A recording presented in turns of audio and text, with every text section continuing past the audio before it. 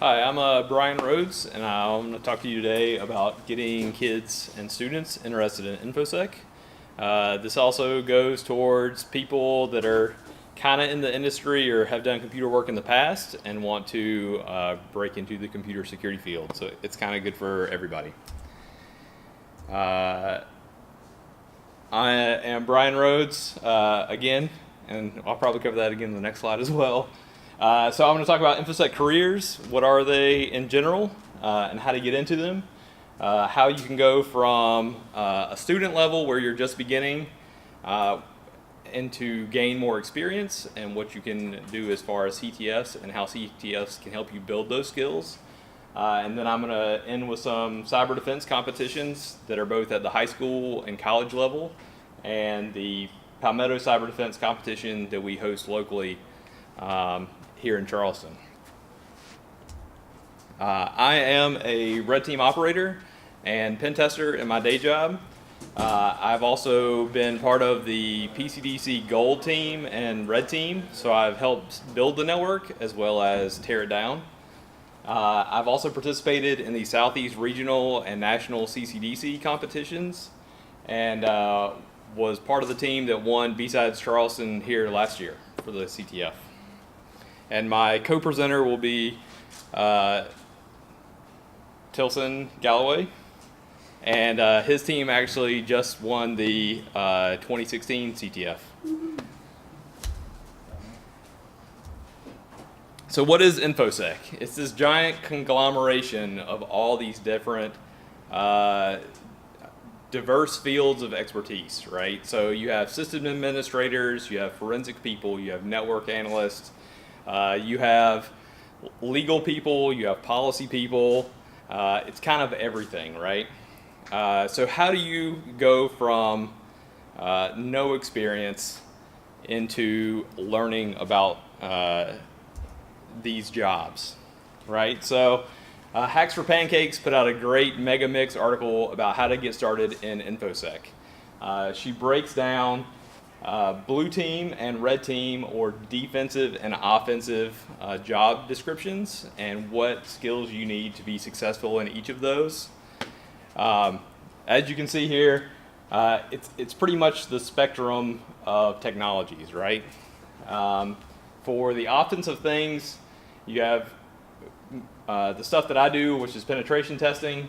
You also have physical penetration testers, and those are people that actually try to like jump the fence or break, pick locks and stuff like that to get into buildings. Vulnerability researchers, exploit development people that need a lot of reverse engineering skills. Bug bounties have become popular as they've been more better funded over the last couple of years. And a lot of these blue team jobs are ones that have been around for decades, just maybe under different names, right? So sometimes, a decade ago, somebody that was a system administrator was responsible for all of these positions to some degree or another. So now they've become slightly more specialized, but the tools and techniques that they use are all pretty much the same, right? So how do you break into Infosec? You have to start somewhere, and then you're in Infosec. Before you know what you've done, you're kind of already there. But you have to start somewhere and build some very basic skills and experience, because even as a penetration tester, you first have to know how to administer systems, right? Like once I'm able to get onto a box, I have to know what to do when I get there. So how do we gain these skills? There's traditional methods like classrooms and conferences like we're at now, which are great. But a lot of the stuff that you'll be doing, you have to learn on your own. And for that, there's the internet. It's not just for porn and Facebook anymore. So there's a wealth of information out there for all of these different jobs and skill sets. You just have to know where to find the resources to use them. So if you're a high schooler looking to learn these new skills, the best option is to practice. Practice, practice, practice, right? Practice makes perfect. There's old number about 10,000 hours makes you an expert in something. But you can also do the same thing for 10,000 hours and never get any better at it because you're never challenging yourself to improve, right? So the best thing you can do is find something that's engaging and entertaining, usually, to keep you on the right path, and something challenging to make it harder so that you're continuously learning new things. So you can do this in a couple different ways. You can build a lab at home. You can do social engagement, such as finding your favorite people on Twitter and following them. There's some great information about new exploits or new forensics techniques or new threat actors that people are constantly releasing into their Twitter feeds and then generating blog posts and publishing reports. So it's very important to stay up to date with the latest techniques and stuff like that. Other options are conferences. Obviously, I'm speaking to the choir here since you're all at a BSides conference.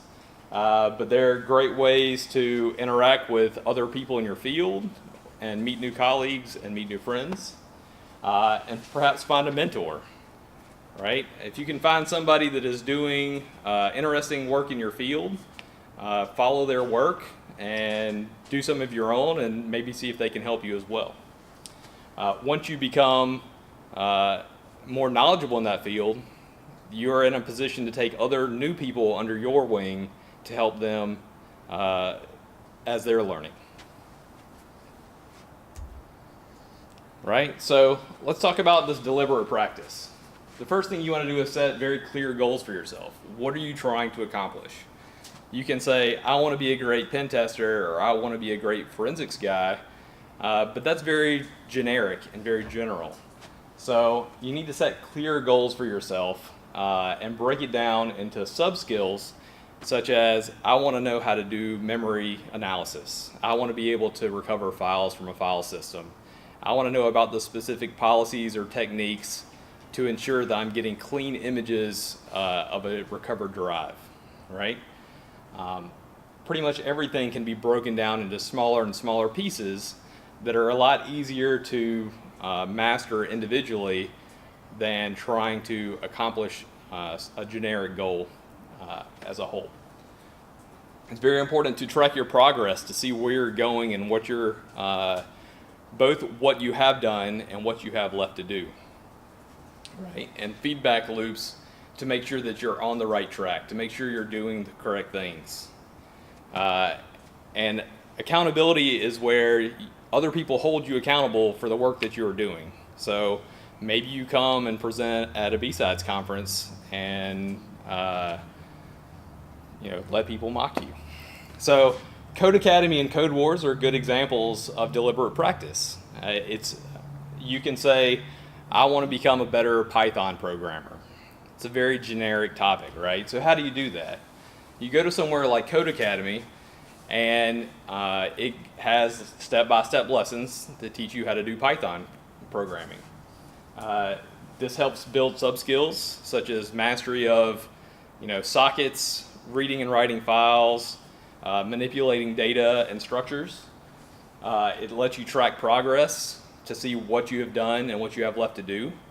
Then you start getting into feedback loops with websites like Code Wars, where they present challenges to you, and then you complete the challenge and you get to see how other programmers tackle the same problems.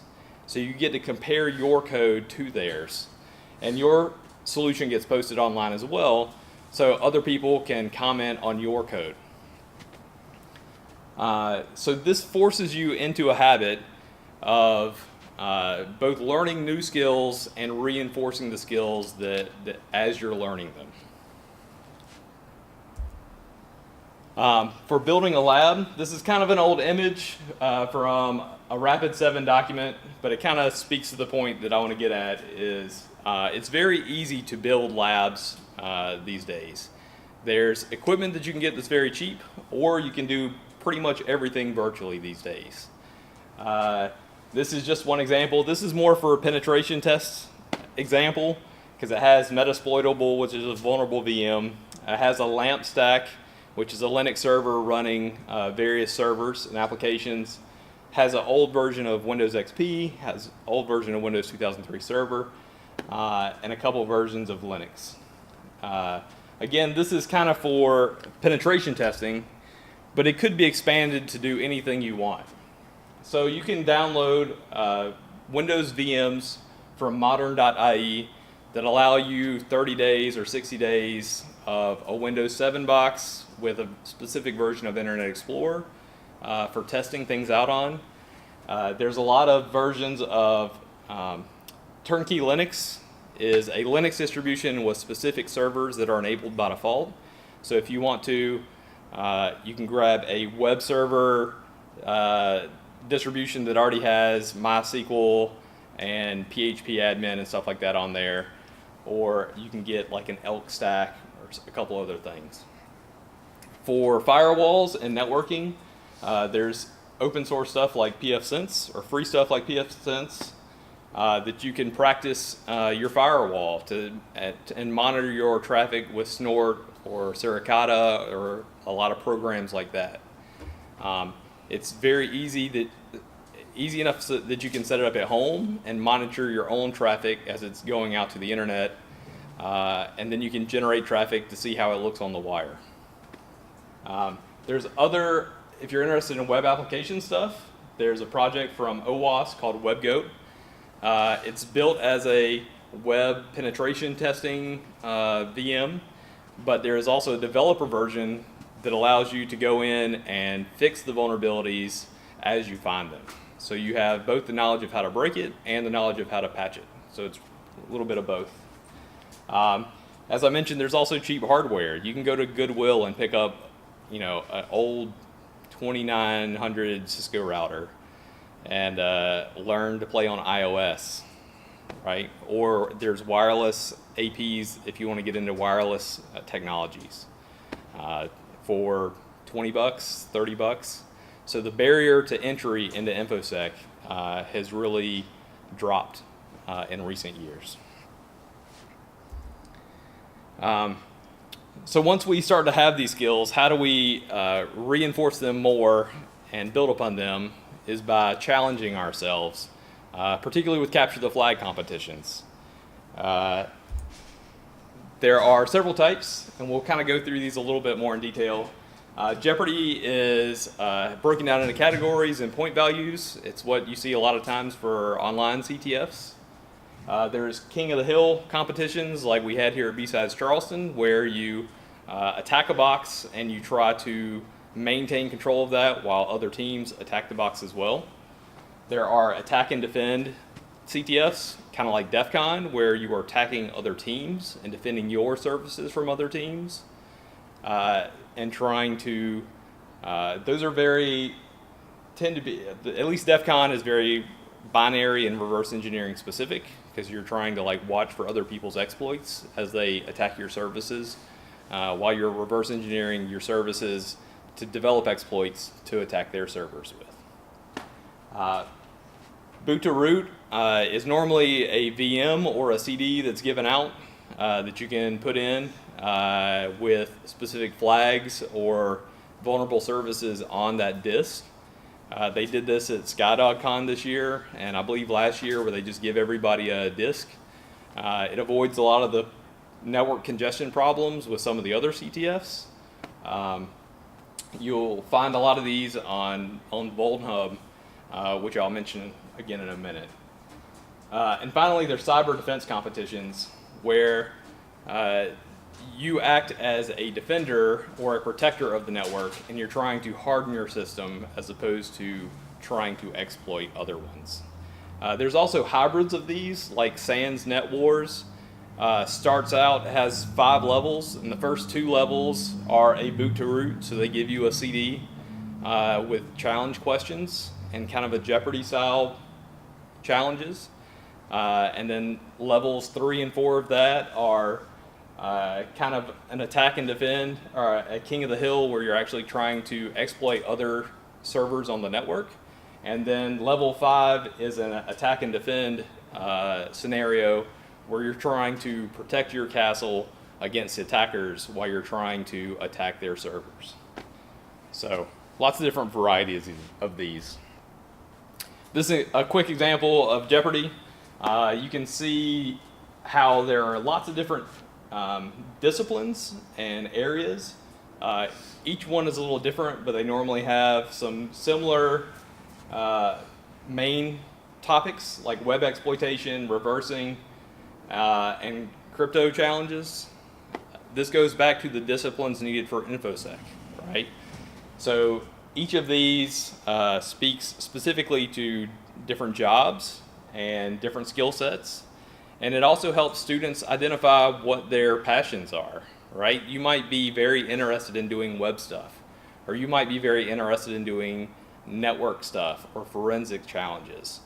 And doing these CTFs helps you identify the things you really like to do and gives you a little bit more focus as to what career opportunities you might want later.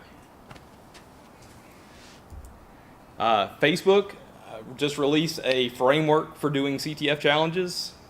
This is basically the same thing as that last slide, except much fancier.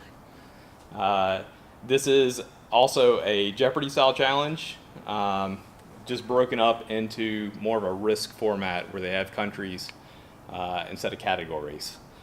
There's a couple other frameworks that have been set up so that you can actually build your own CTF and host it yourself. Is that the Facebook one?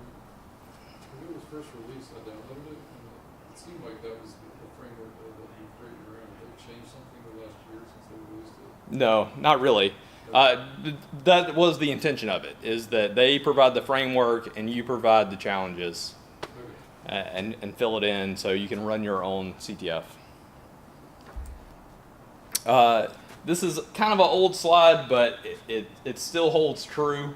A lot of the tools that are used in these CTF challenges are the same tools that are being used by people in the industry today, right? You still have networking people using Wireshark and TCP dump and Nmap and Telnet. You still have reverse engineers using IDA Pro and GDB and Radar. Same for forensics, crypto tools. Not as much steganography in the real world as in CTF challenges, but that's still in there. So by doing these CTFs, not only do you know more about the individual fields, but you become comfortable with the tools that you would then use working in these professions. There's a couple really good starter capture the flag competitions. Pico CTF and Easy CTF are designed for high school level challenges. They're also up year round.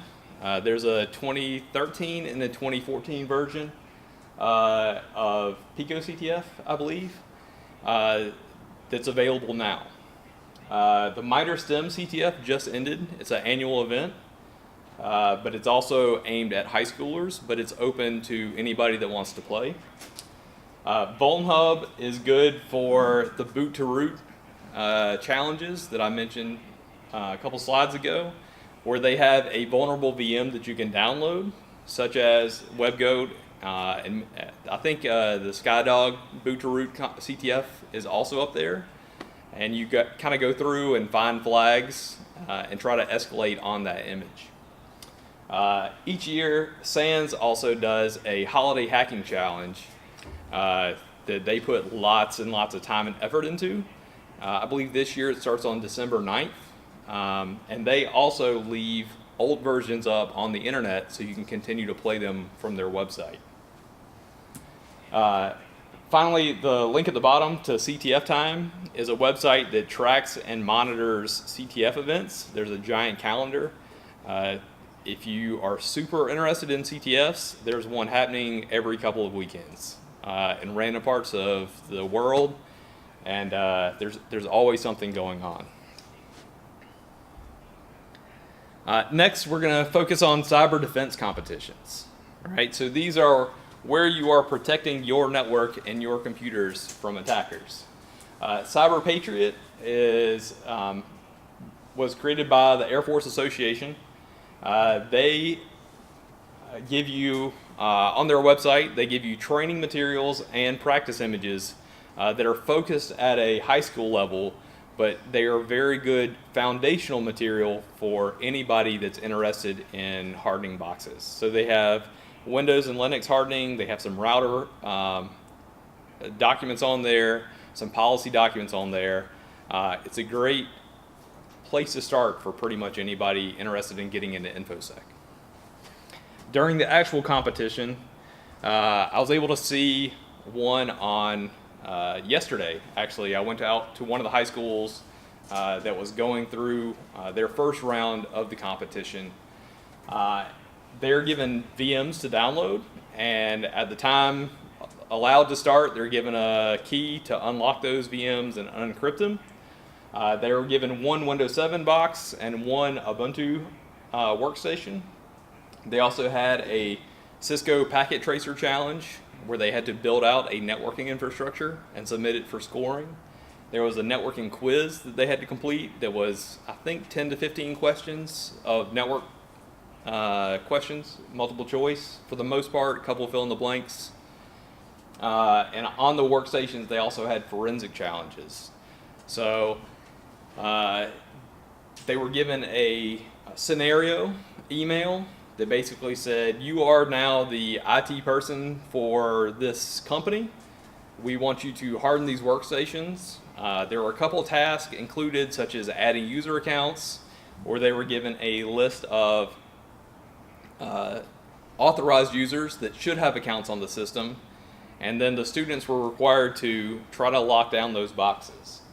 The nice thing about this is they got immediate feedback.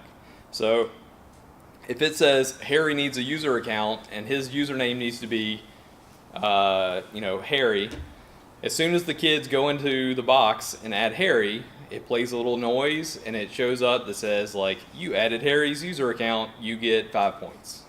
Or if you find somebody in the user account list that is not on the authorized users from the email and you delete that email, delete the user account, it plays another noise and gives you 5 more points.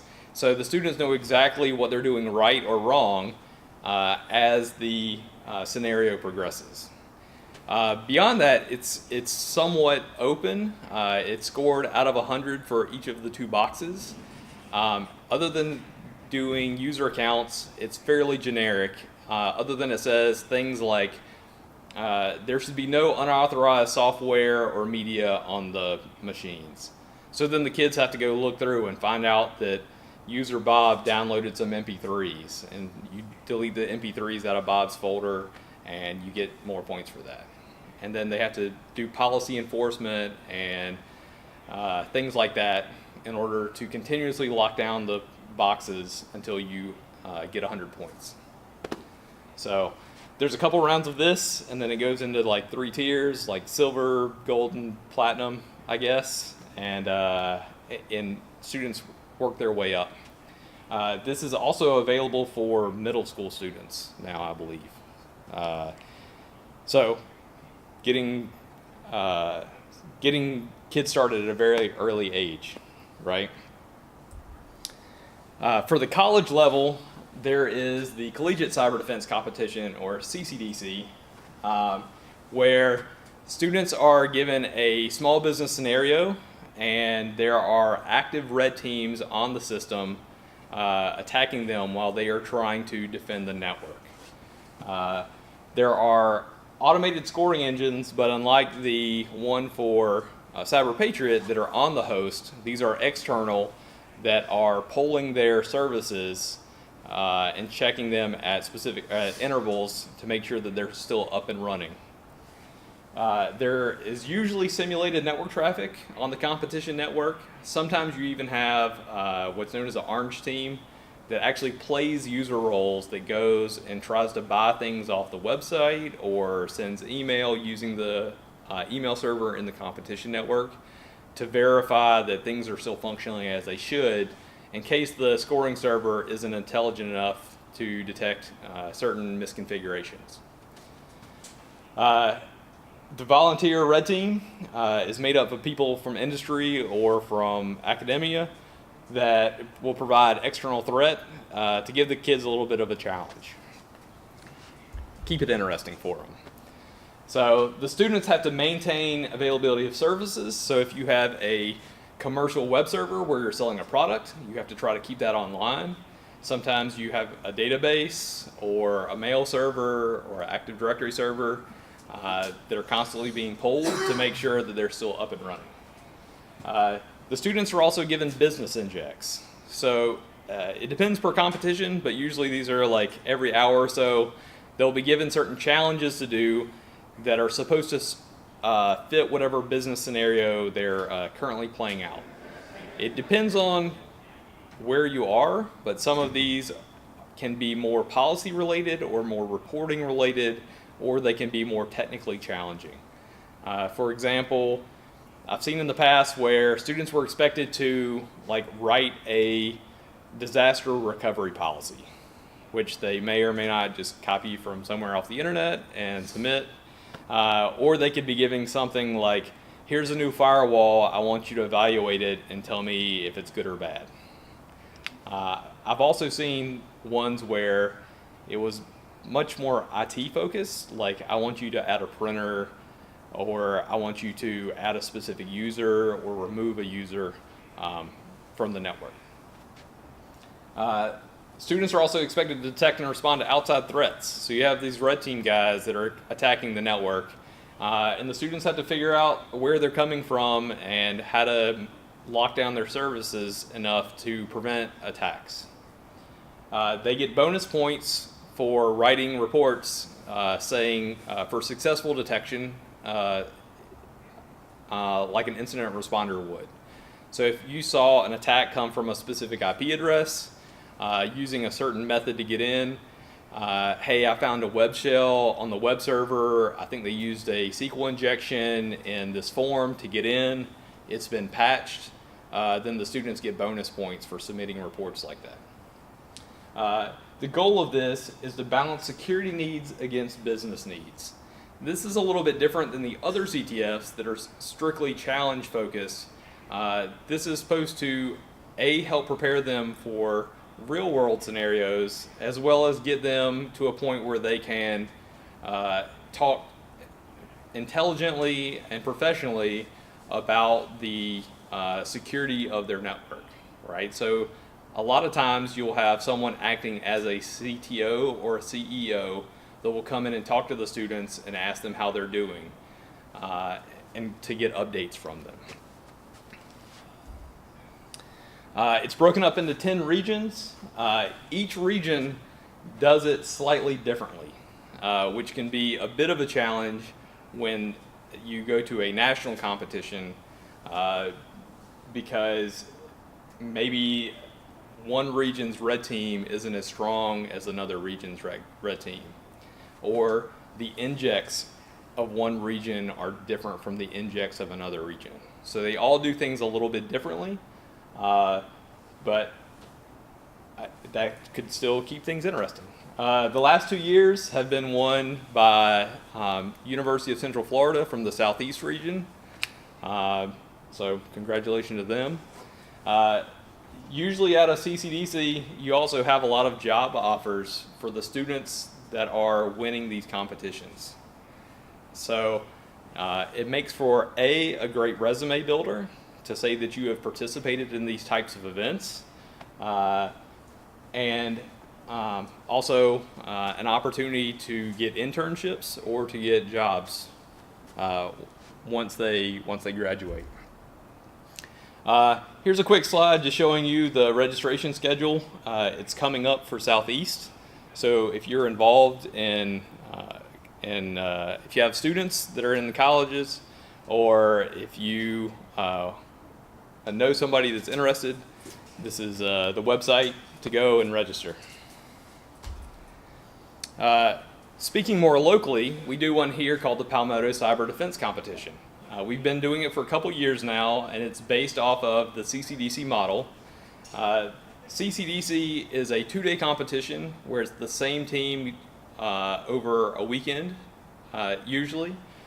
We do it a little differently. We have a 3-day competition but one day is for high school students, one day is for college students, and one team is for pro teams that work in the industry. We've also had some military teams come in to also compete on pro day as well. Student teams, in the same fashion, are responsible for a small business while they're being attacked by a red team, and teams are scored for maintaining access while responding to these threats. So in that case, it's very similar. The Palmetto Digital Forensics Competition was a new addition last year, where we had one of SPAWAR's forensics guys come out and do a kind of a Jeopardy style challenge specific to forensics. So there were some data recovery challenges, some malware analysis, some network PCAP traffic analysis to get flags that you could then submit for points. This happens at the same time as PCDC, so anybody that's not actually competing in the PCDC event can show up and try their hand at this. There has been some criticism of the cyber defense competitions by people that prefer the other types of CTFs. Some say it's not real with regard to some of the business injects, some of the challenges, some of the reporting requirements, and some of the red team attacks that are set up. A lot of times in some of the other competitions, they'll have very old workstations or servers that haven't been patched in many, many years, and people say that's unrealistic until you actually work in the industry and you see that people still have that one XP box running that one service that they're not allowed to patch because that would break the custom applications that they have installed on there. Some people complain about the lack of offense by the students. They either want the students to be able to hack the red team back or to attack the other students. Obviously, from a running the competition standpoint, lots of things could potentially go wrong there. So for the sake of this, we don't allow the students to do that. It also gets into a very gray area with regard to legal stuff of businesses in the real world attacking, doing active countermeasures against people that are attacking them. So we try not to encourage that. We also try not to teach the students anything that they would then go back to their schools and attack their schools with, because we've been questioned about that in the past, where they said, hey, somebody got in the grading system, is this something that they learned at PCDC? And we said, absolutely not, we would never do that. There's a question about the host being previously compromised. Again, this is one of the things for CCDC that is a little different by region.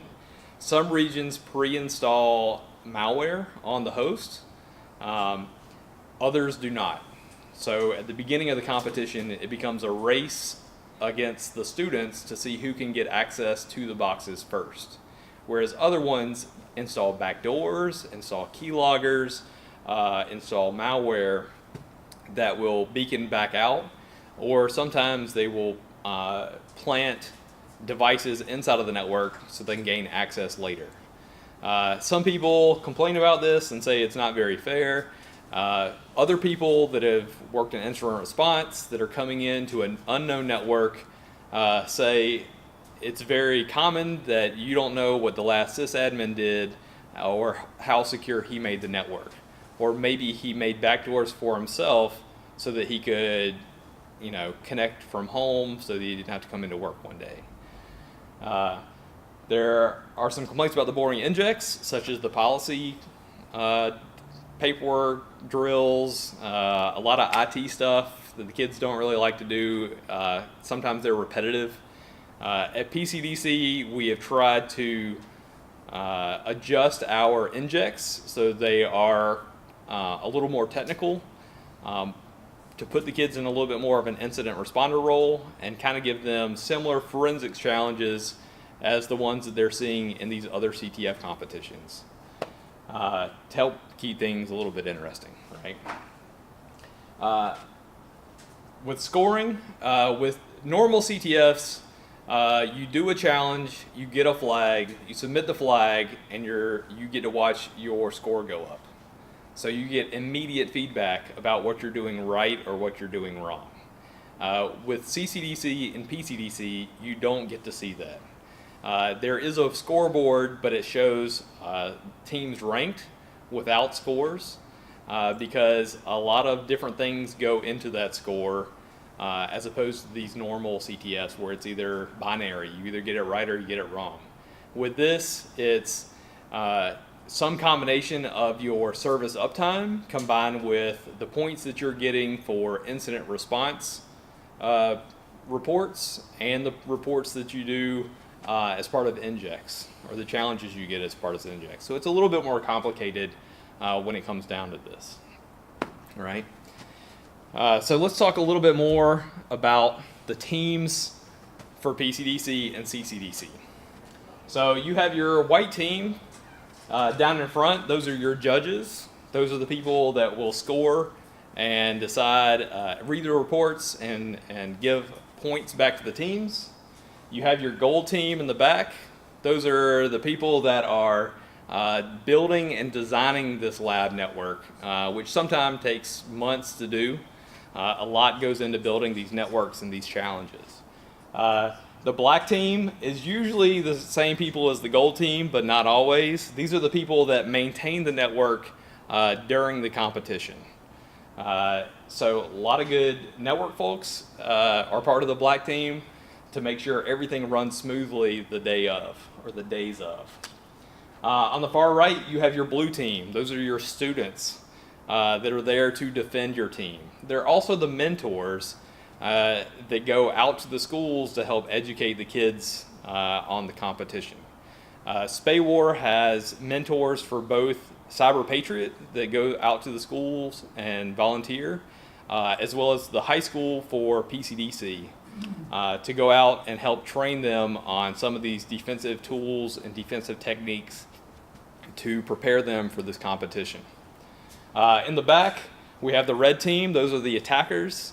These are the ones that will hopefully give the students a little bit, keep things interesting for the students by providing a little adversarial action and a little network traffic for them to help detect and respond to.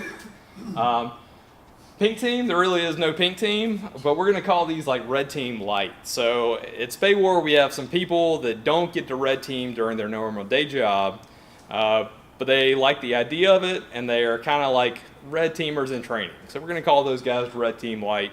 This might be like one day or the one weekend out of the year where they get to come and participate in this stuff, right? Not pictured is the orange team, who is the users, because apparently he didn't show up in the Power Rangers very often, as I found out through Google searches. Exactly. So this is kind of the breakdown of the different teams. But by the end of the day, the students kind of feel like it was just like the judges and red team against them for the entire day. So this is the end of day scenario. Right? So how do we overcome that? How do we overcome all those red team guys, right? Some very simple practices can help teams be victorious. Number one, keep calm and change your password. A lot of the times, red teams are not using secret tools or zero-day exploits to gain access to your network. They found your admin login that's still set to admin for the password, right? This is how it is in the real world too. It's, for the most part, it's a lot of default credentials. If you look at all the Internet of Things, botnet, denial of service attacks, those botnets just scan the network for devices with default credentials. That's how they got access into those devices. So this is part of what we, as the mentors, teach the students and try to get the students to do. This is also what SANS lists as critical security controls for all businesses to do, right? These are things everyone should be doing to ensure the safety of their network. They should be taking a hardware and software inventory. You should know what's on your network.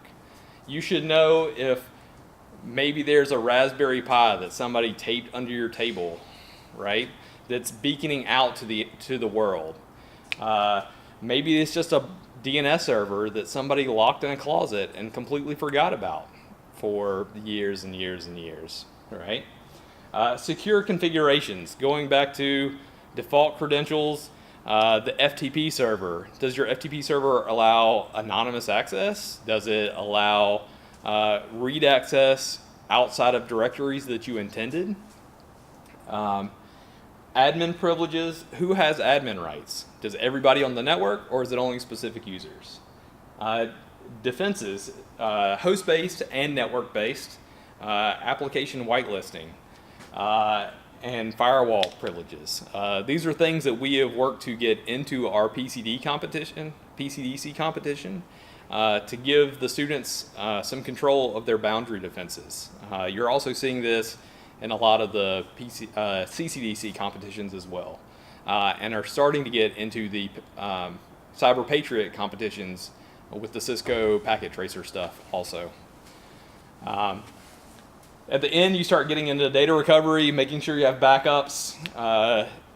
What happens if the red team wipes your database at the end of the day? What happens if you're running a e-commerce server and suddenly you no longer have track of any of your sales or your inventory or your customers, right? So that speaks specifically to the business needs of these competitions. A couple other things in there: incident response, trying to detect people doing bad stuff on your network, trying to block it. All of these things are obviously important. They have to be prioritized by the team, and they have to be learned by the team. Mubix is an individual that has played a large part in both regional CCDC competitions and national CCD competitions. I got to be on his team this year at Nationals. He has actually created a document, How to Win CCDC, where he goes in depth as to what teams should be doing to win these competitions. Specifically with team roles. So if you should know who is the leader and who is responsible for reporting and talking to those CEOs or CTOs. You should know who is going to be your Linux guy, who's going to be your Windows guy, who's going to be your networking guy, your forensics guy or lady, and to know who to talk to if something happens, right? If you get an inject to go do something on the Linux box, you need to know who to give it to or who is available as the leader that can accomplish that quickly. Create playbooks. This is the same thing in real world scenarios and real world businesses. If something happens, you need to know how to respond to it. You need to have a solid list of people to contact when certain things happen. You need to know like what to do in specific scenarios, like how to recover your database if it should go down, right? You need password sheets. This is somewhat competition specific. Obviously, all the teams should change their passwords. So they're not allowed to bring electronic media in, but they are allowed to bring a binder with written notes. So a lot of times he suggests printing out a list of password sheets that you can rotate throughout the day. Cheat sheets for specific commands and networking to move through quickly and make changes, or specific websites that you know you need to go download software from. You also need to know what services and users are supposed to be on that network. Is that FTP server on your network, was that added by you, or was that added by the red team to exfiltrate files from your network, right? So that's one of the things you have to know. Is that SSH server, was that there before I got there? Does it say in the notes that needs to be running on this system? Are all questions the students kind of have to ask themselves. Is that wheel user Was he there before? Is that part of the Linux system, right? In the end, it's really about having fun and learning. So this is one example of a blog that we stood up on one of the team's servers for them, just to let them know that we cared about them and to see if they were watching, to notice that their Active Directory box now was running web services. We also, this was part of last year's scenario where they had delivery trucks that we thoughtfully changed to Pop-Tart Cat, NanCat there, to try to add a little levity. We know there's a lot of stress for all the student teams, so we try to supply them with solid memes throughout the day to kind of keep them moving and keep them entertained. We also installed keystroke loggers, to make sure that we knew how to get back into the system, but also to kind of keep track on the students and make sure that we could give them advice afterwards. So you can kind of see at the bottom, they want to know how to get rid of the red team. And that's something that the red team gets to go after the competition to speak with each of the teams and provide feedback. So if we are on the box and monitoring what they are doing, that allows us to provide better feedback to the teams. If we're locked out from the start of the competition and we don't see anything that the teams do, they say, oh, like, did I do well? Did I, was I successful? I didn't detect any of your events. And all you can say is you did a great job locking down the firewall, but that's all we saw, right? Sometimes you are monitoring the box as they're running search queries, and you can watch what defensive actions they're trying to do to remove you from the network, right? And that's something you can provide to the students. Like, hey, I saw you trying to remove me here, but I had persistence mechanisms that would add it back later, right? So you have to look for those backup services. Just a few slides. One year we also replaced the bootloader on the laptops with NanCat. That was a big hit with all the kids. In the end, I think for the most part, they learn a lot during the process. It is kind of a stressful day, but every time we do this competition, we have kind of an out brief with the students, and they give presentations and talk about all the things they liked and didn't like and the things they learned during the competition. What's very critical is motivation, critical thinking, and self-study. This is true for CTFs as it is true in life. These skills that they are learning also roll into those careers. So as these students are doing these competitions, whether it's CTFs or the Cyber Defense Challenges, these are things that they can talk to future employers about and have something to show for it, right? So you can say, hey, I worked at a fast food restaurant, all summer. Or you can say like, hey, I did fast food restaurants all summer, but I also learned how to do pfSense firewalls, and I learned web exploitation and web development, and I did this competition. And that's much more impressive as an employer to see that someone is willing to go that extra distance to learn new things, especially in this field, right? So next up, I have a couple resources. These are just general practice CTFs. There are hundreds of them out on the internet. The first one I'll show you in 1 second, but they're all a little bit different. The CTF time is just a giant list. Some of them, like Flare-On, are kind of reverse engineering challenges.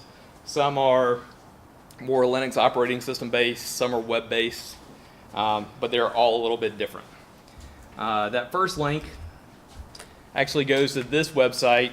So all of these are individual VMs or individual websites for specific technologies. So there's there's reverse engineering ones, there's web ones, there's networking labs, there's online websites, there's mobile applications for pretty much anything that you want to start practicing on, right?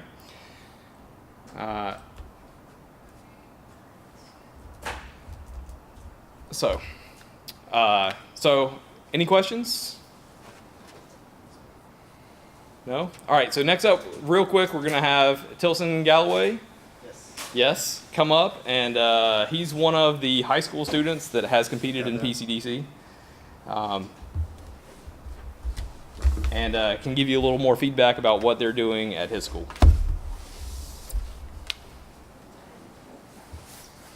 So, to start off, a little bit about the Porter Gallant Cybersecurity Team.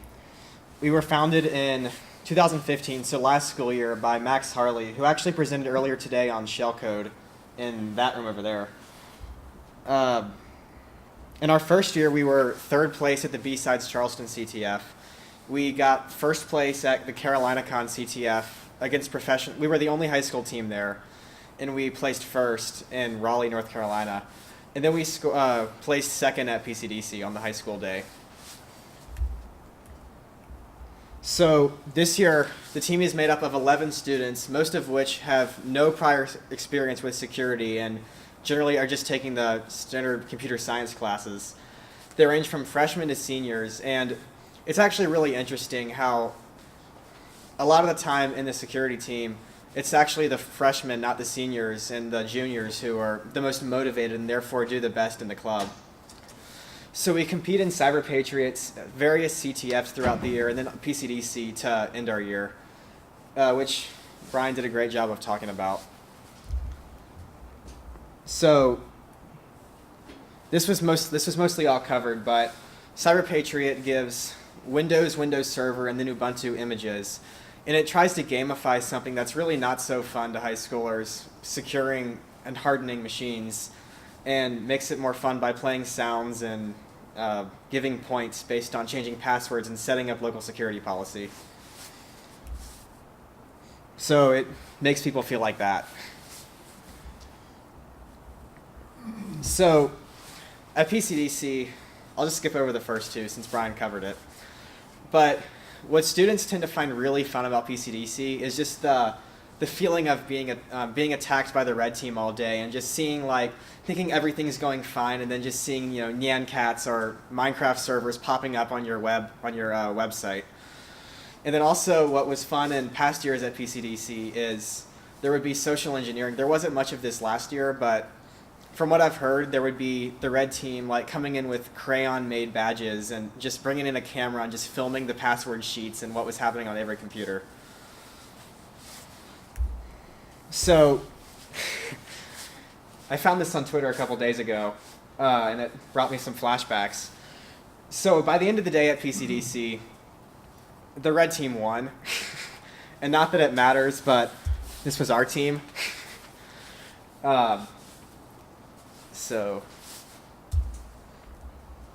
So another thing that I found when running the cybersecurity team is that people find hacking really fun, and that's really what motivates people to join the club.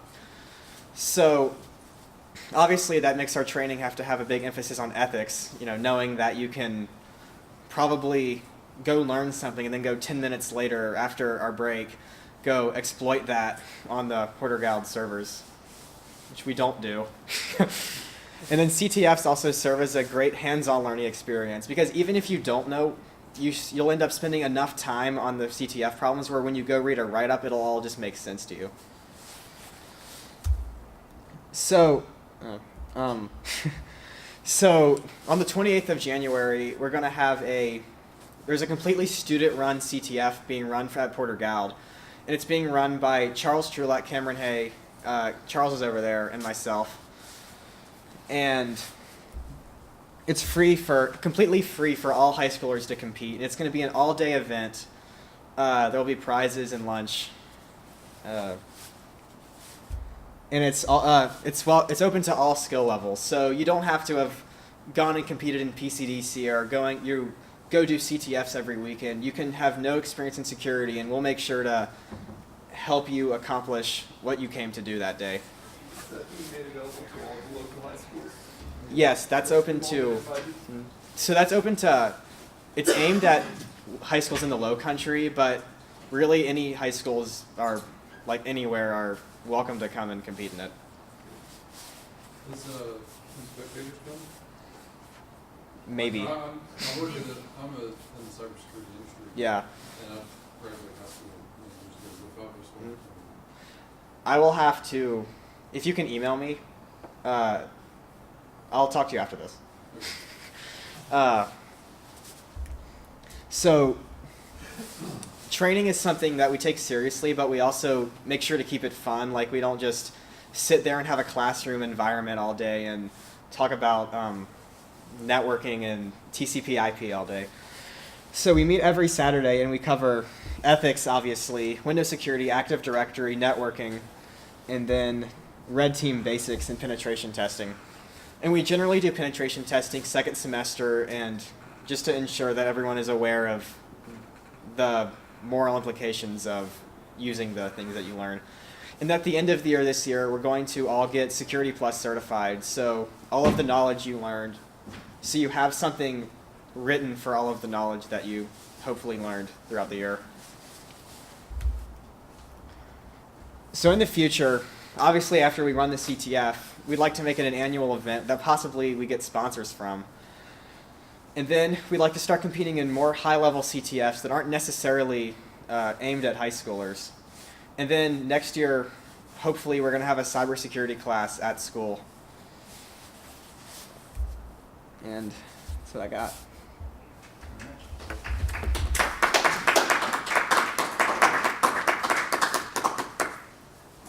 So, are many CTF events across public networks? A lot of them are internationally held. We're not. Distributed, I should say. Distributed events. So a lot of CTFs are held internationally. They open it up during a weekend and allow anybody to sign up and compete for the most part. It really depends on each individual CTF competition. Like a lot of them, especially the high school and college ones, are set up to award prizes to those teams, but often allow other teams to register in a non-competition capacity. So they can still get flags, they just won't get any of the prize monies or rewards that go to the schools. Thanks. Any other questions? Yes? Has Gold Team ever thought about making Team 1 a different environment from Team 2? So that Team 1 doesn't have the exact same exploits as Team 2 is 3, 4, 5, and really mix it up next year? So the problem with, so the question was asking if each team should have its own separate environment, which is... Not environment, but just different, not Tomcat for Team 1 through 6. Tomcat for Team 1, but Right. Team 3 doesn't have Tomcat. So that would be great if we didn't have one day to attack these networks, right? It's a limitation of the gold team's time, because then they would have to build out different scenarios for each team, and it's a lot harder for the red team that has to basically do a penetration test on 8 networks as opposed to one network that you can then share, right? So it's kind of a time constraint when you're doing these types of competitions. Would you be able to do that actually, like if the students were the red team and like kind of experiment with that, like? So there are competitions like that. It's just not the focus of like PCDC and CCDC. Again, there are some ethical constraints when you're talking about teaching kids to attack networks that have to be taken into consideration. But like these guys, if they want to stand up their own private lab server or network and attack each other to learn different techniques and then defend against them, which is one of the best ways to do it, there's plenty of resources on the internet and for VMs like that. Thanks. And that's also, in private labs like that, or something that NodeSC, which is a nonprofit for cybersecurity in high schools and colleges out of Charleston, is working to create more of. All right. Thanks, guys. Thank you.